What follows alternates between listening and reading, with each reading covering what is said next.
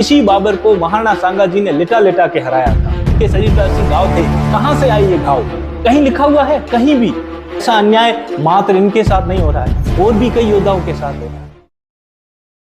इतिहासकारों ने हमारे कई वीर योद्धाओं के साथ अन्याय किया है, जिनमें चाहे वो महाराणा प्रताप जी हो, महाराणा सांगा जी हो, पृथ्वीराज चौहान जी हो, ऐसे और भी कई योद्धा है। इतिहासकारों ने इनके शौर्य और पराक्रम को हमेशा से कम आंका है, या फिर इन्होंने हमारे सामने उनके शौर्य और पराक्रम को कम रखा है, क्योंकि ऐसे कोई एक दो नाम नहीं है जो मैंने अभी आपको गिनाए, ये नाम नहीं, इसके अलावा भी ऐसे कई योद्धा है जिनके नाम तक लोगों को नहीं पता है।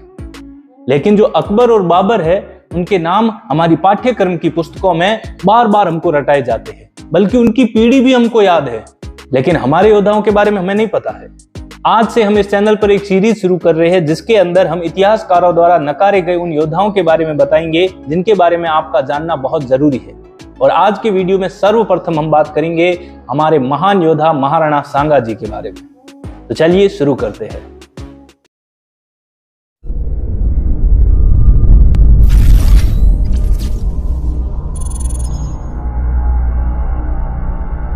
जय मां भवानी। आप सभी का स्वागत है आपके अपने YouTube चैनल राठौर रिएक्शन में। मैं राज बना हाजिर हूं आपके सामने फिर एक वीडियो लेकर। आज हम बात करेंगे महाराणा सांगा जी के बारे में। महाराणा सांगा जी किसी परिचय के मोहताज नहीं है। हाँ, इतिहासकारों ने उनके शौर्य को छुपाने की बहुत कोशिश की, लेकिन फिर भी भला हो इन जन श्रुतियों का और उन दंत कथाओं का कि आज भी उनका शौर्य हमारे पुरखों द्वारा हमें बताया गया और हमारे अंदर आज जिंदा है। लेकिन फिर भी कुछ ऐसी चीजें हैं जो हमसे आज तक छिपी हुई है, क्योंकि इतिहासकारों की एक चाल होती है, वो हमारे सामने हमारे वीर योद्धाओं की कुछ शौर्य की एक दो बात लिखकर और फिर वो उन मुगलों का गुणगान करने लगते हैं कि हम लोग ये भूल जाते हैं कि उसने हमारे महान वीर शासक को नकार दिया है। अगर आप आपकी पाठ्य पुस्तक में, यहां तक कि आप गूगल पर भी महाराणा सांगा जी या महाराणा सांगा जी द्वारा लड़े गए युद्ध लिखेंगे, तो आपको सर्वप्रथम मात्र एक ही युद्ध के बारे में बताया जाएगा, और वो युद्ध है खानवा का युद्ध। वो इसलिए बताया जाएगा क्योंकि इस युद्ध में महाराणा सांगा जी बाबर से हार गए थे और बाबर ने हमारे हिंदुस्तान पर अपने राज्य की नींव रखी थी। वो आपको ये कभी नहीं बताएंगे कि बयाना के युद्ध में इसी बाबर को महाराणा सांगा जी ने लिटा लिटा के हराया था। जी हाँ, बयाना का युद्ध जो कि 1527 में भरतपुर में लड़ा गया था, इस युद्ध में महाराणा सांगा जी के पास बहुत छोटी सी सेना थी और बाबर तो बड़ी सेना लेके आया था, और यहाँ तक कि उसने तो पानीपत का युद्ध भी जीत रखा था, तो उसके अंदर कॉन्फिडेंस भी बहुत ज्यादा था। लेकिन फिर भी हमारे महाराणा सांगा जी ने उन्हें बुरी तरीके से हराया था, और इस युद्ध में महाराणा सांगा जी के मात्र 80 सैनिक वीर गति को प्राप्त हुए थे, लेकिन बाबर की आधी सेना खत्म हो गई थी। लेकिन अगर ये दिखा दिया तो महाराणा सांगा जी की वीरता सामने आ जाएगी ना, और ये तो उनके प्रोपेगेंडा में फिट नहीं बैठता है।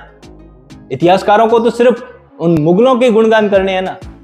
इतिहासकार आपको ये दिखा देंगे कि महाराणा सांगा जी थे, वो महान वीर थे, उनके शरीर पर 80 घाव थे, और फिर बता देंगे कि खानवा के युद्ध में वो हार गए, और हमारे पास उन्होंने एक चीज रख दी कि भाई आपके बहुत वीर थे और 80 घाव थे, तो हम खुश हो गए कि वीर थे, 80 घाव थे। लेकिन आपने कभी ये सोचने की कोशिश की वो 80 घाव क्या उन्हें बिस्तर पर सोए हुए लगे थे? वो 80 घाव उन्हें युद्ध में लगे थे। आपको ये नहीं बताएंगे कि खातोली का युद्ध लड़ा गया था महाराणा सांगा जी द्वारा, जो कि 1517 में लड़ा गया था। आपको ये नहीं बताया जाएगा कि बारी का युद्ध लड़ा था, वो 1518 में लड़ा था। आपको नहीं बताया जाएगा कि गागरोन का युद्ध 1519 में लड़ा गया था, और इन तीनों युद्धों में महाराणा सांगा जी विजयी हुए थे। उन्होंने इब्राहिम लोदी को 2 बार हराया था, उन्होंने महमूद खिलजी को हराया था। लेकिन आपको नहीं बताया जाएगा, क्योंकि ये बता दिया तो महाराणा सांगा जी की वीरता आपके सामने आ जाएगी ना। इन्हीं युद्धों के अंदर महाराणा सांगा जी ने अपना एक हाथ खो दिया था, अपना एक पैर खो दिया था, अपनी एक आंख खो दी थी, उनके शरीर पर 80 घाव थे, उन्हें मानवों का खंडहर भी कहा जाता था। लेकिन ये तो उनकी वीरता की बातें हैं, ये आपको किताब में कहीं नहीं मिलेगी, आप ढूंढ के देख लो। कोई एक दो लाइन मिलेगी उनके शरीर पर 80 घाव थे। कहां से आए ये घाव? कहीं लिखा हुआ है? कहीं भी। यही तो है अन्याय, और ऐसा अन्याय मात्र इनके साथ नहीं हो रहा है, और भी कई योद्धाओं के साथ हो रहा है।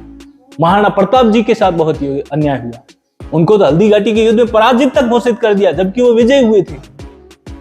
पृथ्वीराज चौहान जी, मालदेव जी, चंद्रसेन जी, जिन्हें प्रताप का अग्रगामी कहा जाता है, ऐसे ऐसे योद्धा भी है जिनके नाम भी आपको नहीं पता है। तो हमारी इस सीरीज के तहत हम ऐसे योद्धाओं को आपके सामने रखेंगे, उनकी शौर्य गाथाओं को आपके सामने रखेंगे, ताकि आप तक, आपके भाइयों तक, आप आगे इसे शेयर करके अन्य लोगों तक भी उनकी शौर्य गाथाएं पहुंचा सकते हैं।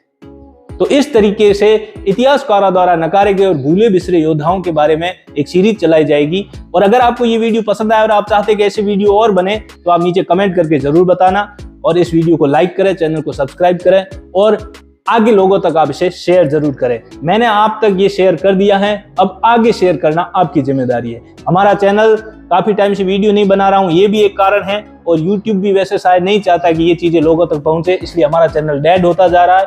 और अब हमारे वीडियो पर 500 व्यू आना बहुत बड़ी बात हो गई। 300 से 400 व्यू पर हमारे वीडियो अटक जा रहे हैं, आगे लोगों तक पहुंच ही नहीं रहे। तो इसे वापस से जीवित करना इस चैनल को आपका काम है। उम्मीद है मेरा वीडियो पसंद आया होगा। मिलते हैं नेक्स्ट वीडियो में। जय मां भवानी, जय राजपूताना, जय हिंद।